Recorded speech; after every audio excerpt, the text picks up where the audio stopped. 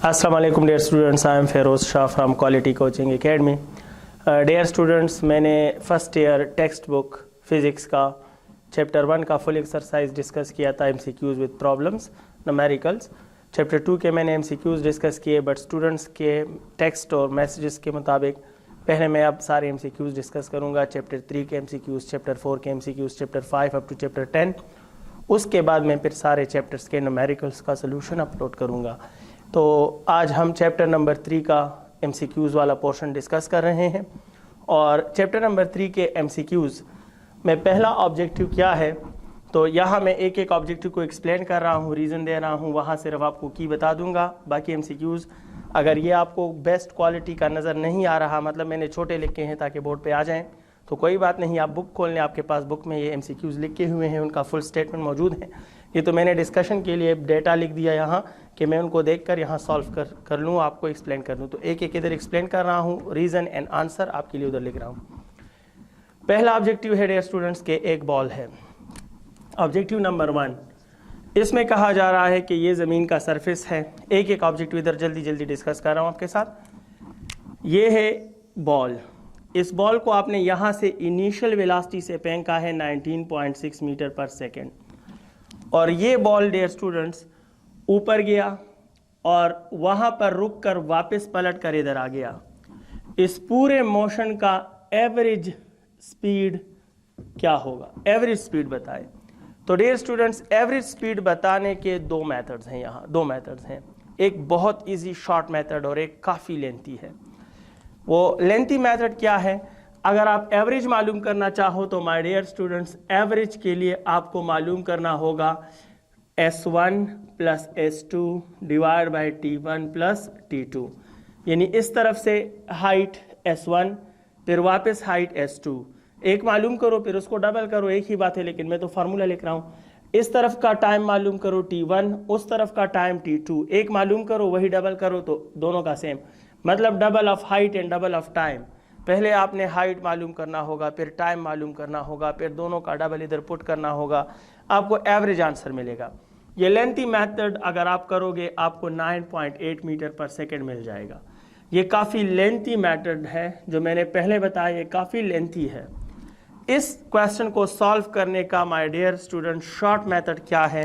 तो आप सब जानते हैं कि एवरेज वैल्यू मालूम करने के लिए अच्छी बात है हम लिखें minimum plus maximum divide by 2।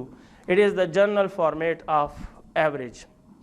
तो वैसे सोचें, बॉडी या बॉल यहाँ से ऊपर जाकर वापस आता है, तो इस पूरे मोशन में ये स्पीड इसका कौन सा स्पीड होता है? मैक्सिमम का काम कर रहा है। और यहाँ जो फाइनल स्पीड है वो 0 हो जाता है, वो किसका काम कर रहा है? मिनिमम का। तो एवरेज होता है minimum plus maximum divide by 2, and hence my dear students average is equal to 0 plus 9, ये 19.6 डिवाइड बाय 2। आप देखिए इससे 9.8 मीटर पर सेकेंड आपको बहुत आसानी से मिल जाएगा as compare to S1 plus S2 divide by T1 plus T2। तो इसका आंसर आता है 9.8। इसका आंसर है 9.8, और हेंस इसमें जो ऑप्शन ठीक है वो ऑप्शन ठीक है A। इसमें ऑप्शन A ठीक है, answer 9.8 and option A। Second question जो है उस पर बात करते हैं। The second question available is, we have throw a ball, okay, down। ये आप एक चढ़ाई, एक ऊंचाई पे खड़े हो, छत पे खड़े हो, आपके हाथ में बॉल है और उस बॉल को आप वहाँ से तेज़ी के साथ नीचे गिराते हो। तो जैसे ही बॉल आपके हाथ से छूट रहा है, रिलीज हो रहा है, उस टाइम बॉल का एक्सेलरेशन क्या होगा? बहुत सिंपल कॉन्सेप्ट है डियर स्टूडेंट्स। फर्ज करो ये ज़मीन का सरफेस है, ये ज़मीन का सरफेस है, यहाँ है बिल्डिंग, यहाँ है आप, ध्यान रखना गिर ना जाए, और ये है बॉल। ओके, आप इस बॉल को थ्रो कर रहे हो। दो बातें हैं। एक है बॉल को ड्रॉप करना। देखो इस पेन को मैं ड्रॉप करूं तो यहाँ से इसको रिलीज कर लूं, तो मैं रिलीज कर रहा हूं तो मैं कोई फोर्स नहीं लगा रहा, सिर्फ ग्रेविटी होगी, और जैसा फोर्स वैसा एक्सेलरेशन। न्यूटन मोहतरम कहता है F is equal to ma, तो जैसा फोर्स होगा वैसा एक्सेलरेशन। अगर फोर्स सिर्फ ग्रेविटी हो तो एक्सेलरेशन सिर्फ g के बराबर होगा, वो आप सब जानते हैं। लेकिन अगर फोर्स ग्रेविटी से ज़्यादा तो एक्सेलरेशन ग्रेविटी से ज़्यादा, और अगर फोर्स ग्रेविटी से कम तो एक्सेलरेशन ग्रेविटेशनल से कम। आसान सिंपल सा लॉजिक है। अगर आप बॉल को गिरा दो तो आप फोर्स नहीं लगा रहे, आप इसको रिलीज करो तो सिर्फ ग्रेविटी है, तो सिर्फ ग्रेविटेशनल एक्सेलरेशन होगा 9.8 मीटर पर सेकेंड। लेकिन अगर मैं इसको फेंक रहा हूं तो मेरे फेंकने का थ्रो का मतलब है कि ग्रेविटी भी है और कुछ फोर्स मैं भी दे रहा हूं, तो रिलीजिंग पॉइंट पर इस पर फोर्स ग्रेविटी से ज़्यादा होगा, कुछ मेरा फोर्स कुछ ग्रेविटी का। तो जब फोर्स ज़्यादा होगा तो एक्सेलरेशन भी ग्रेविटेशन से ज़्यादा। अगर यहाँ से आपने इसको ड्रॉप किया तो ड्रॉप का मतलब है कि फोर्स सिर्फ ग्रेविटी होगा और एक्सेलरेशन g के बराबर होगा। लेकिन अगर आपने इस बॉल को आपने थ्रो किया, आप इसको थ्रो कर रहे हो, यूं फेंक रहे हो, तो फिर फोर्स जो होगा इस पर लगने वाला माय डियर स्टूडेंट, फोर्स जो है वो ग्रेविटी भी है और प्लस एक्स्ट्रा आपका फोर्स भी है। लिहाजा acceleration will B g plus extra, यानी एक्सेलरेशन क्या होगा, g से ज़्यादा होगा। सो उम्मीद है आप समझ गए कि इन्होंने कहा that we had throw a ball, हमने बॉल को थ्रो किया है, और उसी लम्हे जब हमने बॉल को रिलीज़ किया तो एक्सेलरेशन क्या होगा, तो चूंकि बॉल को रिलीज़ करते हुए उस पर ग्रेविटी भी है, कुछ हमारा फोर्स भी है, तो फोर्स ग्रेविटी से ज़्यादा हुआ, नेट फोर्स ग्रेविटी से ज़्यादा हुआ, तो acceleration will be greater than g, it mean more than 9.8 meter per second square. तो हमारे पास आंसर कौन सा होगा, आप कहें sir the answer will be more than 9.8, और करेक्ट ऑप्शन कौन सा होगा, तो करेक्ट ऑप्शन होगा हमारे पास option B. I am discussing question number 3 of chapter number 3 first year physics textbook. तो ऑब्जेक्टिव नंबर 3 में क्या है, time rate of change of momentum किसे कहते हैं। तो देखिए ज़रा, आपने इक्वेशन पढ़ा है ना कि force is equal to del P divide by T. ये इक्वेशन कौन नहीं जानता। इसका राइट साइड क्या है, तो टी की जगह लिखते हैं टाइम रेट ऑफ, ऊपर डेल्टा पी है तो लिखते हैं चेंज ऑफ मोमेंटम। तो time rate of change of momentum किस चीज़ के बराबर आ रहा है, फोर्स के बराबर आ रहा है। लिहाजा इसका जो आंसर होगा वो आंसर है फोर्स, और इसका जो करेक्ट ऑप्शन है वो ऑप्शन है ए। क्वेश्चन नंबर 3 का ऑप्शन ए ठीक है। Question number 4, area between velocity time graph. So let me discuss question number 4। अगर ये ग्राफ है माय डियर स्टूडेंट्स, ये टाइम है, ये वेलोसिटी है और ये ग्राफ है, तो इस ग्राफ के नीचे जो एरिया है, ये एरिया आपको क्या शो करके देता है। तो आपको याद होगा हमने टेक्स्ट में, टॉपिक्स में, डिस्कशन में, लेक्चर्स में पढ़ा था कि एरिया से क्वांटिटी इवैल्यूएट करना हो तो तरीका ये है कि unit along Y axis multiply by unit along X axis आप मल्टीप्लाई करें यहाँ पे इसमें। तो यूनिट अलोंग वाई एक्सिस क्या है, मीटर पर सेकेंड, और अलोंग एक्स एक्सिस सेकेंड, तो मीटर पर सेकेंड और second, second second cancel, meter बच जाएगा, और meter is the unit of displacement. Hence हम लोगों ने समझा कि एरिया वेलोसिटी टाइम के ग्राफ का हो तो ये डिस्प्लेसमेंट रिप्रेजेंट करता है। तो हमारे पास इसका आंसर होगा डिस्प्लेसमेंट, और डिस्प्लेसमेंट अवेलेबल है ऑप्शन ए में, और hints the correct option is, हमारे पास इसका आंसर होगा, करेक्ट ऑप्शन में देख लेता हूं बुक में, इसका करेक्ट ऑप्शन होगा ऑप्शन बी। सॉरी, ये ऑप्शन बी में मौजूद है, तो ऑप्शन बी है, मैंने ऑप्शन लिख के नहीं है इसलिए भूल गया, option B displacement, option B ठीक है। आप ऑप्शन देके मैं आंसर लिख रहा हूं, तो try to focus on the answer. हो सकता है ऑप्शन में आगे पीछे बोल दूं तो आप करेक्ट करें, आंसर पे फोकस करें, जो आंसर आ रहा है वही ठीक है, चाहे वो जिस ऑप्शन में भी हो वहां आप करेक्ट कीजिएगा। नेक्स्ट क्वेश्चन है हमारे पास क्वेश्चन नंबर 5। क्वेश्चन नंबर 5 का आइडिया है कि वेलोसिटी टाइम ग्राफ का स्लोप डिक्रीज हो रहा है, तो बताओ कि एक्सेलरेशन कैसा होगा। ये क्वेश्चन है जिससे मैं इस बुक के ऑप्शन से इत्तेफाक नहीं कर रहा। लोगों ने प्रेफर किया है नेगेटिव एक्सेलरेशन, लेकिन मैं प्रूफ कर सकता हूँ डायग्राम से, इक्वेशन से, मैथमेटिकली, लॉजिकली, कॉन्सेप्चुअली, मैं 4-5 तरीकों से प्रूफ कर सकता हूँ कि यहाँ पॉजिटिव भी ठीक है और नेगेटिव भी ठीक है। मैं आपको हिंट ज़रूर दे रहा हूँ कि आप जानते हैं कि ये किस ग्राफ का जिक्र कर रहे हैं, वेलोसिटी टाइम के ग्राफ का जिक्र कर रहे हैं। आप टॉपिक देखिए तो वेलोसिटी टाइम के ग्राफ में आपने प्रूफ किया था कि स्लोप जो है वो एक्सेलरेशन के बराबर आता है। वेलोसिटी टाइम के ग्राफ का जो स्लोप है दैट इक्वल्स टू एक्सेलरेशन, इसकी इक्वलिटी बता रही है कि जैसा स्लोप के साथ होगा वैसा एक्सेलरेशन कंसिडर करेंगे। अब इसका मतलब है कि स्लोप पॉजिटिव होगा तो एक्सेलरेशन पॉजिटिव होगा, स्लोप नेगेटिव होगा एक्सेलरेशन नेगेटिव होगा, स्लोप इंक्रीजिंग होगा एक्सेलरेशन इंक्रीजिंग होगा, स्लोप डिक्रीजिंग होगा एक्सेलरेशन डिक्रीजिंग होगा। तो ये सारी बातें जैसा वैसा में आती हैं। स्लोप कांस्टेंट होगा एक्सेलरेशन कांस्टेंट होगा, स्लोप जीरो होगा एक्सेलरेशन जीरो होगा। इक्विलिटी यही बता रही है, यही तो इसका मतलब है। तो जनाब इन्होंने कहा अब इंफॉर्मेशंस को देके मैं लॉजिकली यहाँ एक्सप्लेन कर सकता हूँ, बाकी बेसिक कॉन्सेप्चुअली एक्सप्लेनेशन मुमकिन नहीं है, उसके लिए पूरा टॉपिक मुझे डिस्कस करना होगा that how what is the representation of acceleration in terms of slope, or what is the representation of slope in terms of acceleration. That demands too lengthy discussion, impossible while solving the MCQs of the chapter. So let me explain it logically. Slope जनाब इन्होंने कहा कि slope क्या हो रहा है, slope decrease हो रहा है। अब decrease कहा ये तो मतलब नहीं है कि उसकी net value negative हो गई। For example मैं आपको समझा रहा हूँ, ये एक ग्राफ है और ये ग्राफ अचानक इस तरह आ गया तो देखो इसका स्लोप जो है वो पॉजिटिव है लेकिन ज्यादा है, और इसका स्लोप भी पॉजिटिव होगा और लेकिन इससे कम होगा। तो इट मीन हम कहेंगे कि स्लोप डिक्रीज हो गया, लेकिन इसका ये मतलब नहीं कि स्लोप नेगेटिव हो गया।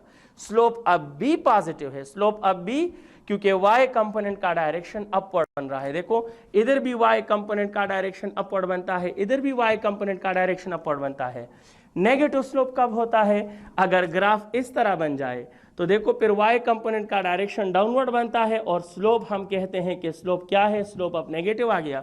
तो माय डियर स्टूडेंट्स इन्होंने सिर्फ इतना कहा कि स्लोप डिक्रीज हो गया है, तो डिक्रीज नेगेटिव स्लोप में भी आ सकता है, पॉजिटिव स्लोप में भी आ सकता है। तो अगर स्लोप डिक्रीज है तो ये तो कंफर्म है कि एक्सेलरेशन डिक्रीज है, लेकिन ये डिक्रीज एक्सेलरेशन पॉजिटिव भी हो सकता है और ये डिक्रीज एक्सेलरेशन नेगेटिव भी हो सकता है, यानी एक्सेलरेशन भी डिक्रीज हो सकता है, डिसेलरेशन भी डिक्रीज हो सकता है। So the decrease in slope it only shows that value of acceleration decreased, इसकी वैल्यू डिक्रीज हो गई है।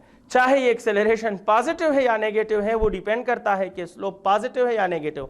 अगर देखो स्लोप इससे ये हो गया तो डिक्रीज हो गया, लेकिन y कंपोनेंट ऊपर है तो स्लोप पॉजिटिव है तो एक्सेलरेशन भी पॉजिटिव होगा। एक्सेलरेशन कम हो गया लेकिन पॉजिटिव होगा। एक्सेलरेशन 10 है और ये 8 बन गया तो दी एक्सेलरेशन डिक्रीज है या नेगेटिव है, भाई 8 एक्सेलरेशन मीन कि ये भी नेगेटिव नहीं पॉजिटिव है, लेकिन पहले पॉजिटिव से ये पॉजिटिव कम है। तो मैं प्रेफर करता हूँ, पर्सनली प्रेफर करता हूँ कि required option is, my dear students the required option जो इन ऑप्शंस में नहीं है वो होना चाहिए बोथ ए एंड बी, और मैं इसको हर प्लेटफॉर्म पे हर एंगल से वेरीफाई कर सकता हूँ, लेकिन आपकी मर्जी है। ज़्यादातर इसमें जब option both A and be available नहीं है तो फिर नेगेटिव प्रेफर करें। सो मैं मजबूर हूँ कि मैं इसको एम्प्टी छोड़ देता हूँ और मैं लिख देता हूँ मेरी तरफ से ये MCQ एम्प्टी है, because when slope decreases acceleration decreases, ये कंफर्म है, एंड एक्सेलरेशन में भी पॉजिटिव एंड डिक्रीजेस में भी नेगेटिव एंड डिक्रीजेस। तो ये दोनों पॉसिबिलिटी है, मैं इसको ड्रॉ भी कर सकता हूँ, लीव इट, आपकी मर्जी। आप नेगेटिव क्लिक करते हो, ज़्यादातर बल्कि मैक्सिमम लोगों ने नेगेटिव क्लिक किया है, बट यहाँ पर एग्जिस्ट नहीं कर पा रहा, इम्पॉसिबल है, मैं इसको इंटरप्रेट नहीं कर सकता क्योंकि रियलिटी के बिल्कुल अगेंस्ट है। एनी हाउ 6 नंबर ऑब्जेक्टिव की तरफ आते हैं। ऑब्जेक्टिव नंबर 6 कहा कि अगर मास 7 है फोर्स 5 है तो एक्सेलरेशन क्या होगा। तो मेरे ख्याल में ये इस चैप्टर का सबसे इजी क्वेश्चन है that A is equal to F/m, so force 5 mass 7 and the answer is I think 0.71। मेरे ख्याल में ये आता है, ये मेरे जहन में आ रहा है, यहाँ लिखा नहीं है तो ये, और मुझे लगता है ये ऑप्शन मौजूद है 6 नंबर में, ये डी ऑप्शन में मौजूद है। सो 6 नंबर में मैं लिख तो रहा हूँ, आप वेरीफाई करें, रीजन आप समझ गए हैं। 0.71 is the correct answer and option D is the correct option. Let me explain question number 7, objective number 7। Objective number 7 क्या कहता है, ये अच्छा क्वेश्चन है। इसमें कह रहे हैं कि फर्ज करो एक बॉडी है। देखो मैं आपसे कह रहा हूं एक बॉडी है, आइडिया ऑफ एमसीक्यू इधर डिस्कस कर रहा हूं। उस बॉडी में मौजूद एक्सेलरेशन की वैल्यू है 10 मीटर पर सेकेंड स्क्वायर। उसने फर्स्ट सेकेंड में S1 कवर किया और उसने सेकेंड में S2 कवर किया। तो आप लोग बता दो कि S1 और S2 के दरमियान सही इक्वेशन क्या है। सही इक्वेशन क्या है, बहुत इजी, बहुत सिंपल बात कर लेता हूं आपके लिए। ये है जनाब ट्रैक, यहां है बॉडी, इनिशियल वेलोसिटी 0, रवाना हो गई, फर्ज करो यहां आ गई और कितने सेकेंड में आ गई, फर्स्ट सेकेंड में। यहां से यहां तक ये डिस्टेंस क्या है, S1। फिर यहां से लेकर यहां आ गई और ये जनाब 1 सेकेंड और लगा, बस ये फर्स्ट सेकेंड है और ये सेकेंड सेकेंड। अब इसने डिस्टेंस कवर किया S2। हमें S1 और S2 के दरमियान रिलेशन फाइंड आउट करना है, बहुत इजी है। तो जनाब ऐसा कर लेते हैं, पहले S1 मालूम करें। तो S1 होता है VIT plus 1/2 AT square. My dear student, S1 आपको मिलेगा 0 multiply by 1 plus 1/2 multiply by 10 1 square. तो S1 आप कैलकुलेट करें 5 मीटर। चलो S1 तो 5 मीटर मिला। अब मशवरा आपसे मांग रहा हूं, S2 कैसे मालूम करूं? क्या आप डायरेक्ट S2 मालूम कर सकते हो? कहो नहीं सर इजी है, ऐसा कर लें कि यहां से लेकर यहां तक टोटल S मालूम करें। टोटल S मालूम करें, इस टोटल S से S1 हटा दे तो आपको S2 मिल जाएगा। यानी S2 होता है total S minus S1। S2 is total S minus, देखो टोटल डिस्टेंस माइनस S1 तो S2 आपको मिलेगा। And hence S2 is equal total S क्या होगा, टोटल S के लिए एक बार फिर पुट करें VIT प्लस 1/2 AT स्क्वायर और S1 की जगह 5। तो माय डियर स्टूडेंट S2 आपको मिलेगा, VI तो 0 है बट टोटल डिस्टेंस में टोटल टाइम पुट करोगे और टोटल टाइम 2 सेकेंड है, 1 सेकेंड ये है 1 सेकेंड ये है, तो 2 प्लस 1/2 एक्सेलरेशन 10 और 2 स्क्वायर माइनस 5, ये 2 cancel. S2 is equal to, ये तो वैसे भी 0 है, 10 2s आर 20 माइनस 5, S2 कितना बना 15 मीटर। ये लो जनाब S2 15 मीटर। अब S1 5 है और S2 15 है। वैल्यू को देखकर ही आप डिसाइड कर सकते हो कि S2 S1 के 3 टाइम्स है। 15 इज 3 टाइम्स ऑफ 5। तो आप ऐसे भी लिख सकते हो S2 इज इक्वल टू 15, आप लिख सकते हो 3 मल्टीप्लाई बाय 5। तो S2 इज इक्वल टू 3 अपनी जगह और 5 की जगह आप S1 लिख सकते हो। Hence the correct relation we got is in this case S2 will be 3 times of S1। S2 जो है जनाब ये 3 टाइम्स ऑफ S1 के बराबर होगा और करेक्ट ऑप्शन बनता है option C. Okay, let me proceed towards the next MCQ of chapter number 3 force and motion, first year text book KP। और नेक्स्ट क्वेश्चन का आइडिया क्या है, objective number 8 that SI unit of impulse. Impulse का SI unit क्या है, तो पूरी दुनिया जानती है कि इम्पल्स होता है फोर्स इंटू टाइम और न्यूटन इंटू सेकेंड। और न्यूटन इंटू सेकेंड एग्जिस्ट करता है, न्यूटन इंटू सेकेंड इसका स्टैंडर्ड यूनिट है and it exist in option B. Option B में एग्जिस्ट करता है, ये भी ठीक है। नहीं तो आप इस तरह भी लिख सकते हो kg meter per second square into second. ये cancel, it mean you can say kg meter per. तो ये हो या ये हो, ये दोनों बिल्कुल सही है। ऑप्शन जरूर देखिएगा, हो सकता है मैं ऑप्शन अपनी तरफ से लिख रहा हूं, आगे पीछे हो जाए, जहां मुझे याद पड़ रहा है। तो आप सिर्फ आंसर पे फोकस करें और वही आंसर फिर खुद ऑप्शन में देखें कि ऑप्शन कौन सा है, वहां इंशाल्लाह ठीक होंगे, लेकिन फिर भी चेकआउट जरूर करें। Question number 9 given question is, ये भी अच्छा क्वेश्चन है। इस क्वेश्चन का आइडिया ये है कि ये दीवार है, it is a wall. Okay, ये है सरफेस। ओके, ये है एक बॉल, ये भी ठीक है। इस बॉल का इनिशियल मोमेंटम दीवार की तरफ है +4, मान गया। ये बॉल जाकर दीवार से टकरा गया और with no loss of kinetic energy पलट कर वापस आ गया। टकराने के बाद पलट कर वापस आया। जब काइनेटिक एनर्जी चेंज नहीं हुई तो स्पीड चेंज नहीं हुआ। जब स्पीड चेंज नहीं हुआ तो मोमेंटम की वैल्यू चेंज नहीं हुई, क्योंकि टकराने से मास चेंज नहीं हुआ, टकराने से स्पीड चेंज नहीं हुआ, तो मोमेंटम की वैल्यू चेंज नहीं हुई। mv वही रहेगा, सिर्फ डायरेक्शन चेंज हुआ। तो माय डियर स्टूडेंट, अगर इनिशियल मोमेंटम +4 है तो टकराने के बाद वापस आने पे फाइनल मोमेंटम आपको क्या मिलेगा? -4, क्योंकि इन्होंने कहा काइनेटिक एनर्जी में कोई लॉस नहीं आया। काइनेटिक एनर्जी में लॉस नहीं आया, स्पीड में नहीं आया, स्पीड में नहीं आया, मास में नहीं आया, तो मोमेंटम में नहीं आया, मोमेंटम की वैल्यू में नहीं आया, डायरेक्शन में चेंज आया है। तो प्लस एंड माइनस। अब ये कह रहे हैं कि आप लोग हमें चेंज इन मोमेंटम बता दें, but change in momentum PF minus PI है। तो माय डियर स्टूडेंट्स, PF की जगह हम पुट करेंगे -4, माइनस अपनी जगह PI की जगह हम +4 पुट करेंगे, -4 it will become -8। So the correct answer is -8। इस क्वेश्चन में करेक्ट आंसर है -8 और करेक्ट ऑप्शन है इसमें, करेक्ट ऑप्शन है option D. Okay, let me proceed towards the next question. इसमें क्या है? तो डियर स्टूडेंट्स, ये है हमारे पास option question number 10, projectile motion में हॉरिजॉन्टल कंपोनेंट क्या होता है?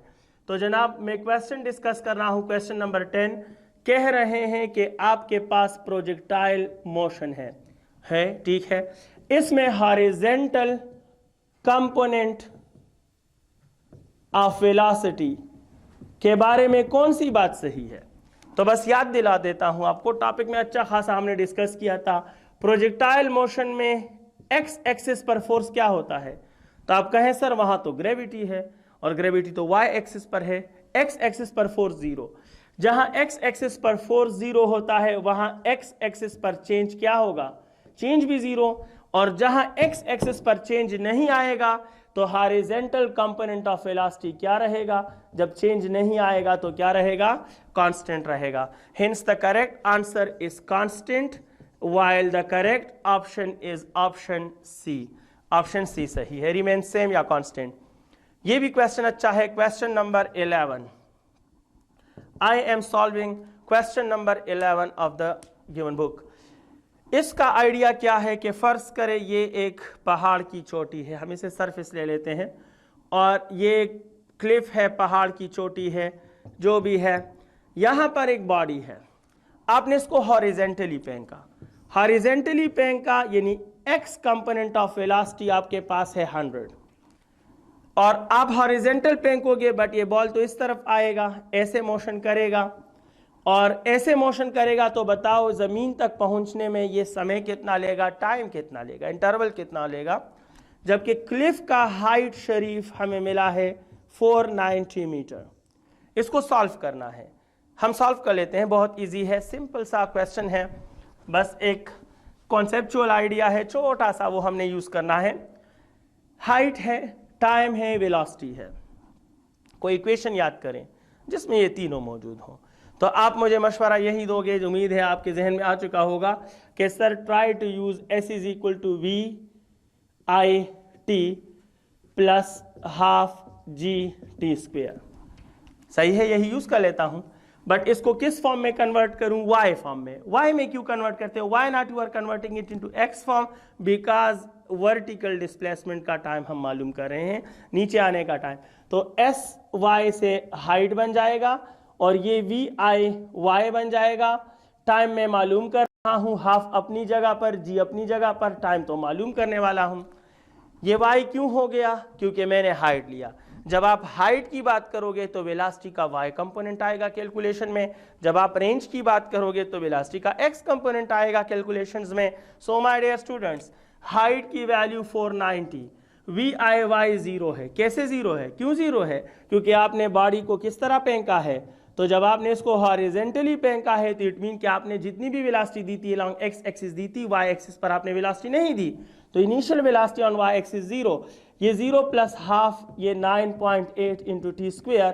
आप खुद एवलुएट करें, मैंने एवलुएट किया हुआ है कई बार, हजारों बार, सो दैट्स व्हाई मुझे याद है कि आप इसको शिफ्ट करें। The answer is exactly 10 seconds. और जब इससे आंसर आता है माय डियर स्टूडेंट्स, 10 सेकेंड इससे आंसर आता है, तो 10 सेकेंड वहाँ मौजूद है, मेरे ख्याल में ऑप्शन डी में मौजूद है। फिर कह रहा हूँ कि ऑप्शन आप खुद कंपेयर करें, आंसर सेलेक्ट करें और वहाँ जाकर ऑप्शन देखें, इंशाल्लाह ठीक होंगे। लेकिन अगर मैंने ऑप्शन आगे पीछे बता दिया तो डियर स्टूडेंट टेक्स्ट बुक में खुद अपना ऑप्शन सेलेक्ट करें आंसर के साथ। Question number 12 of the given exercise chapter number 3 force and motion first year text book KP.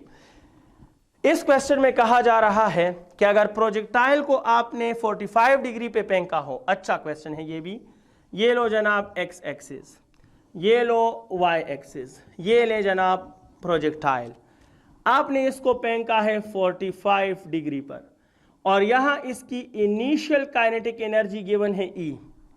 आपने फेंका तो इनिशियल काइनेटिक एनर्जी की वैल्यू ई है, सही।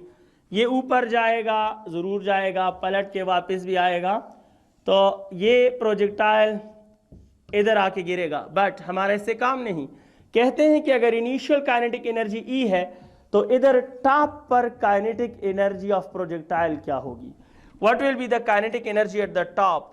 तो याद रखें dear students, kinetic energy at the top position is always equal to initial kinetic energy into cos of square cos square theta, जिस थीटा से आपने इसको फेंका है। इक्वेशन मैंने आपको बता दिया। अब आप अगर ये एक्सपेक्ट कर रहे हो कि ये कहाँ से आता है ये बता दूं, तो आई थिंक हम इसको टॉपिक में ही पढ़ते हैं, वहाँ ही डिस्कस करते हैं, वहाँ इस पे 2-3 जनरल एमसीक्यूज भी हम सॉल्व कर चुके हैं। तो ऐसा कर लें कि आप इसको मेमोराइज, तो एमसीक्यूज के लिए आपको इक्वेशन तो याद करने पड़ेंगे, प्रूफ तो नहीं करते हो। काइनेटिक एनर्जी इनिशियल ई है और काज अपनी जगह पर और थीटा की वैल्यू 45 और स्क्वायर की जगह स्क्वायर। माय डियर स्टूडेंट्स, ई की जगह ई आएगा और काज ये होता है 0.707 का स्क्वायर। इसको आप अप्लाई करें तो ये 0.49 टाइम्स ऑफ ई आता है और 9 को राउंड ऑफ करें तो ये 5 बन जाएगा, तो 0.5 टाइम्स ऑफ ई और करेक्ट आंसर हमारे पास है 0.5 टाइम्स ऑफ ई और it is available in option A. इस क्वेश्चन में ऑप्शन ए ठीक है। सेकेंड लास्ट क्वेश्चन और 13 question chapter number 3 question number 13 और ये है माय डियर स्टूडेंट्स, क्या कह रहा है, improve if you want to improve the jumping record. तो किस एंगल पर आपने जंप लगाना है, आप लॉन्ग जंप लगाने वाले हो या लगाना चाहते हो और आप अपने रिकॉर्ड को बेस्ट रखना चाहते हो, तो एंगल ऑफ प्रोजेक्शन क्या होना चाहिए। तो देखो लॉन्ग जंप का रिकॉर्ड तब बनेगा जब रेंज मैक्सिमम होगा और सब जानते हैं कि प्रोजेक्टाइल का रेंज मैक्सिमम कब होता है, when the angle of projection is 45 degree. तो 45 डिग्री और the correct option is option B, expected option is B. 14 the last objective of chapter number 3। इस लास्ट ऑब्जेक्टिव में है कि रेंज किन वैल्यूज पर सेम होगा।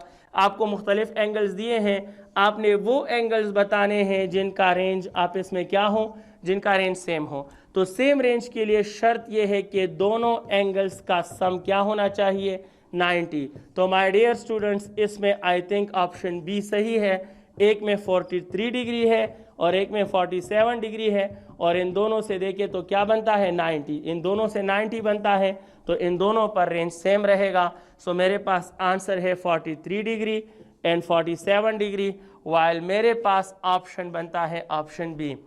Thank you very much dear students, wish you all the best, अपना ख्याल रखिएगा। नेक्स्ट वीडियो में हम चैप्टर नंबर 4 के एमसीक्यूज डिस्कस करेंगे। जब चैप्टर 10 तक सारे एमसीक्यूज डिस्कस हो जाए फिर हम चैप्टर नंबर 2 के न्यूमेरिकल से स्टार्ट करेंगे। चैप्टर 1 के न्यूमेरिकल ऑलरेडी अपलोड कर चुका हूँ। थैंक यू, खुश रहिएगा।